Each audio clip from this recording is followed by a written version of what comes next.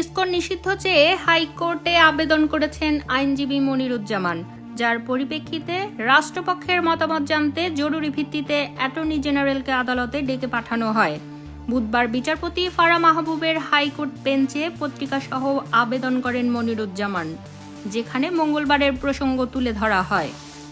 আদালতে এসে attorney general বলেন, সারা দেশের মানুষের মতো তারও হৃদয়ে রক্তক্ষরণ হচ্ছে, কিন্তু এ বিষয়ে এখনই কোনো সিদ্ধান্ত যেন আদালত না নেয়, কারণ সরকার এরই মধ্যে ব্যবস্থা নেওয়া শুরু করেছে।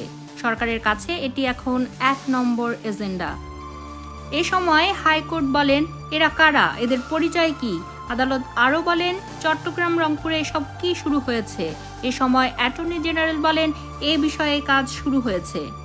পরে হাইকোর্ট বলেন, বিকেলের মধ্যে আমাদের বিস্তারিত জানান। অ্যাটর্নি জেনারেল বলেন, আমাকে একটা দিন সময় দিন, আগামীকাল এই বিষয়ে জানাবো, আজকের মধ্যে সম্ভব হবে না।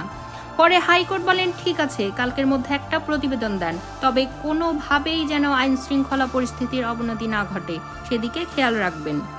প্রসঙ্গত, বাংলাদেশ সম্মিলিত সনাতনী জাগরণ জোটের মুখপাত্র অধ্যক্ষ চিন্ময় কৃষ্ণ দাস ব্রহ্মচারীর মুক্তির দাবিতে আন্দোলনকারীদের হামলায় নিহত হন সাইফুল ইসলাম আলিফ। মঙ্গলবার বিকেল 3:45টার দিকে চিন্ময় কৃষ্ণ দাসের অনুসারীরা চট্টগ্রাম আদালত এলাকায় বিভিন্ন প্রতিষ্ঠানে হামলা শুরু করলে আইনজীবী সাইফুল ইসলাম আলিফ তাদের বাধা দেন। এরপর তাকে তুলে নিয়ে আদালতের প্রধান ফটকের বিপরীতে রঙ্গম টাওয়ারের সামনে নিয়ে যাওয়া হয়। সেখানে সাইফুলকে কুপিয়ে আহত করে ইসকন সদস্যরা। গুরুতর আহত অবস্থায় সাইফুলকে উদ্ধার করে চপেক হাসপাতালে নেওয়া হলে কর্তব্যরত চিকিৎসক তাকে মৃত ঘোষণা করেন।